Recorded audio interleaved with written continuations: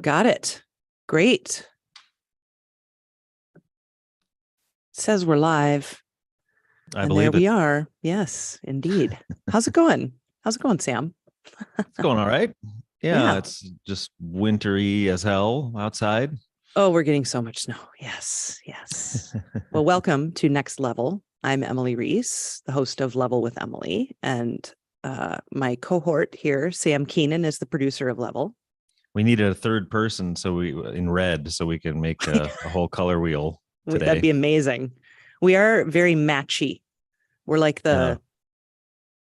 is it the LA Chargers now? I can't remember where the Chargers went, but yeah, football colors. Anyway, normally we would record this just so I'm people wearing know. my cowboy colors, just so you know. Oh, whatever. Sam doesn't care about football. Well, no, I mean, whatever. Normally we record Next Level on Wednesdays, but work jobs impeded our ability to do so yesterday. So we're doing it today. But anyway, that's what we're doing here. We're going to talk about what's coming up on tomorrow's episode of Level. And it's sort of a composer, sort of not a composer at this time, more like an arranger and a musician. We talked with a drummer and keyboardist named Dylan Wiest. He is known in the video game music remixing community as Wiesty. And he leads the OC Jazz Collective, and they just released an album not long ago, like 3 weeks ago, called Mode 7, a jazz tribute to the SNES. So that we heard jazz arrangements of some really great SNES music. So Sam, what'd you think? Well, it's right up my alley, because I'm a jazz fan and an NES fan. So, also a lot of those NES tunes are just asking for jazz arrangements. I'm actually surprised that there aren't many jazz artists out doing video game music, because it's like just repetitive enough to have all this space for improvisation, and it's just interesting chord changes, and and the drums are open to all sorts of fun interpretation and stuff. It's really fun. Yeah. So did you play much in the SNES era? Did you have a Super Nintendo?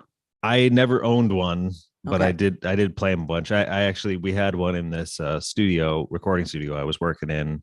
Nice. And so, on downtime or between sessions and things, we would always sit and jam out on the NES, or the SNES. Yes. Yes. SNES. Yeah, yeah. No, it was really a neato soundtrack, and I love what they were able to accomplish, arrangement wise and recording wise, and it's really fun how they were able to bring in people from all around their remix community and everything. And just a big crew of people, and I liked too that there were so many different people who contributed arrangements.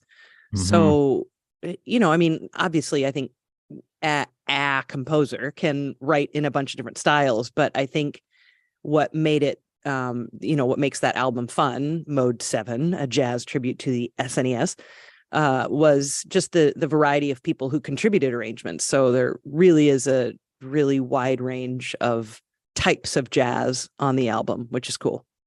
Yeah. Yep.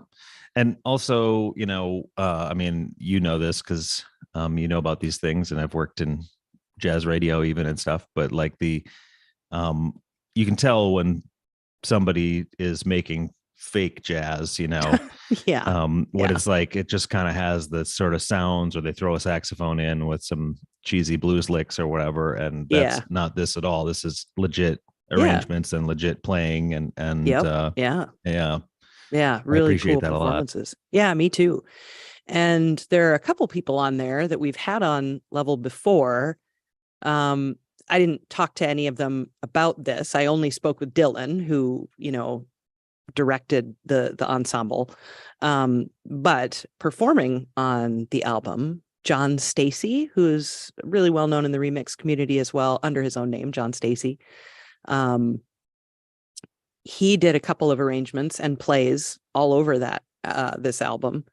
And he was on when we talked to the Game Brass, which was, like John Robert Matz and Robbie. Yeah. So all kinds of people in that ensemble, and John's in that ensemble. So he was in that interview. He was the one who was like on the phone in San Antonio or in Texas somewhere, but he was the one who was like doing stuff and out and about on the phone. So that was John in that episode, and he's on this album. And then Insane in the Rain Music is on that album as well, this album that we talked about this week. And Carlos Eni, of course, we had him on sometime in the late spring, perhaps April or May.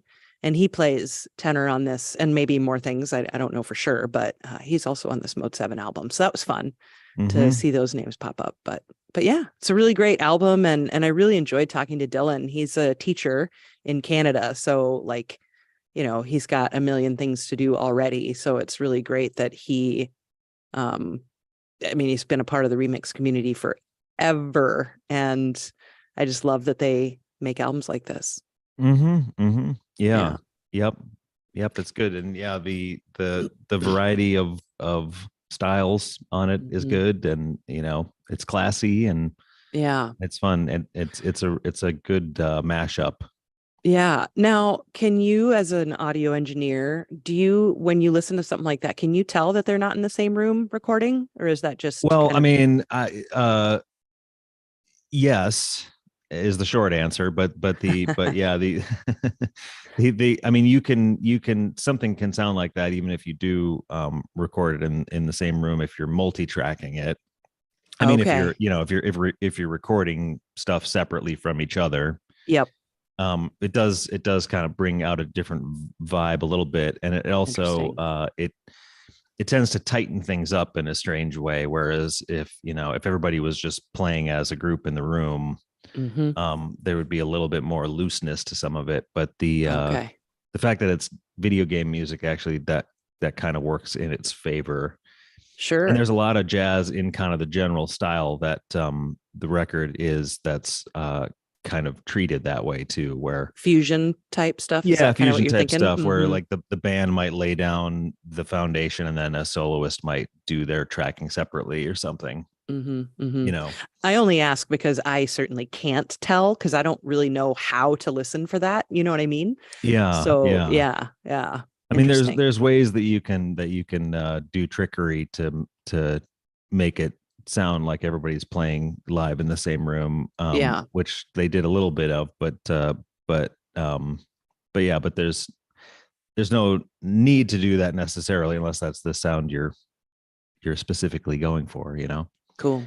Yeah. But yeah, great. I thought it was cool. Just speaking of production, they decided to go kind of easy on the reverb and other kinds of effects, which is actually a good choice in my opinion. Okay. Because some of that, like when it gets fusiony and it gets like that, if you start going crazy with the special effects, it can get a little bit I don't know, Kenny G or something, but but it makes those, when there's those horn arrangements, that they just sound really beautiful when they're, in my opinion, when they're a little drier. Sure. Yeah. Dylan sent us a 5-track playlist, so I'll be sharing that with patrons momentarily. I wanted to wait to publish that until we got this up. Okay. But he sent a really great list of 5 tracks that includes some fusion, just one very, very from one of the most famous fusion albums. And so I'm excited to share that with patrons. But and then the episode we'll have for you tomorrow, Friday, and features Dylan Wiest. And I'm just gonna say I've got some really great people coming up, as usual, I think. But I'm excited for the things that I've been booking lately. And some of those things are going to happen like over the next couple of weeks. Some of them won't happen till probably closer to like a month from now, late January. But, just some really, really cool things coming up. So I look forward to it. Cool. But yeah, do you want to add anything else about the OC Jazz Collective? I Uh, do, but go ahead. well, I was just going to say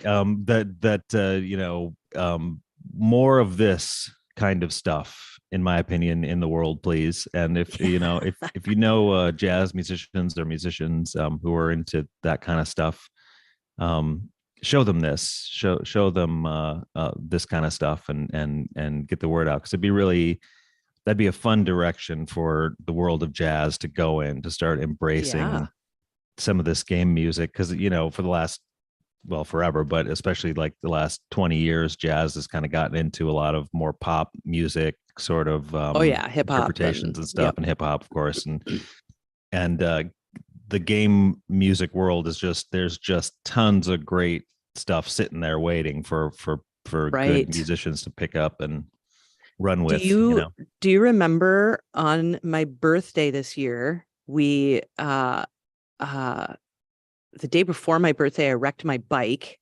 And so I had this stupidly ridiculous bandaged up leg, and it's like hot, sticky summer in Minnesota. So it's not like you can wear pants, Right. And then we went on my birthday the next day to see Kamasi Washington at the Dakota, which is a really great jazz club in downtown Minneapolis.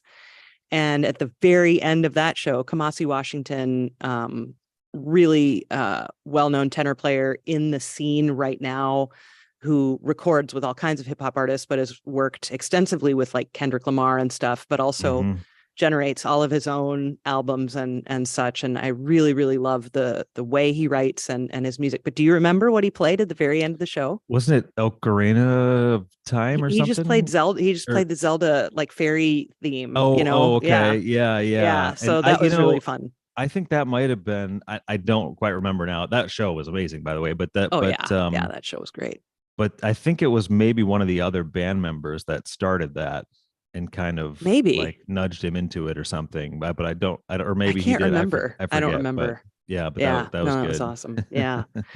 Yeah. So and it is. And I mean, there are other, I can't remember if it's John Batiste, but I know Sullivan Fortner has recorded game music here and there. And I know that there's a group called Bad Bad Not Good, which gets a lot of crossover play on jazz radio, depending on the type format of jazz radio. But they get a lot of play, and they've done a lot of game stuff, and it's out there. And I really do think it'll become a lot more standardized. Like, when I was growing up playing jazz, and we all played tunes like All the Things You Are and My Funny Valentine and Green Dolphin Street and all these standards that we all learned.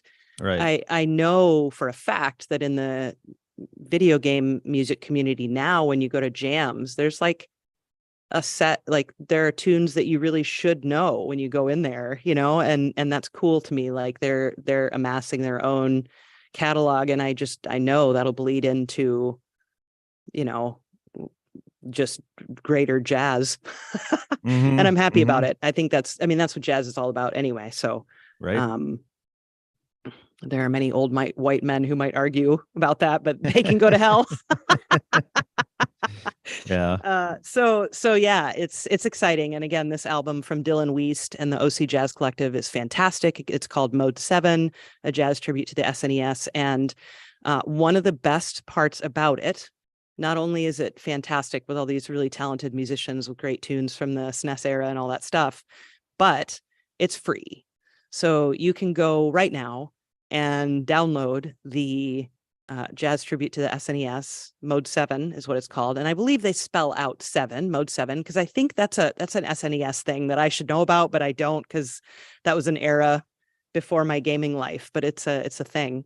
Yeah. So you can get it for free from OC Remix. They have always had that philosophy. They want music to be accessible to everyone, regardless of anything. So you just search OC Jazz Collective or Mode 7 OC Jazz Collective, whatever, OC Remix, Jazz, whatever. You'll find it. You can download it for free in any number of formats. And my favorite part about it is that it gives you like all these extra folders, like a little README file with all the things, all the information, all the artwork. It's really cool. So thank you, OC Remix, for being that way and being so welcoming and generous with your art. So cool. Yeah. episode drops tomorrow. Anything else you want to say, Sam, before we head out? I have to go do a radio thing here Yeah, I think that in the about snow. that about covers it. Cool. Great. All Yeah. right. Well, we'll be back next week. We will be here on Wednesday at 3 Central, just like we've, been doing. So next week we're back at the normal time. All right. Right on. Cool. Peace, everybody.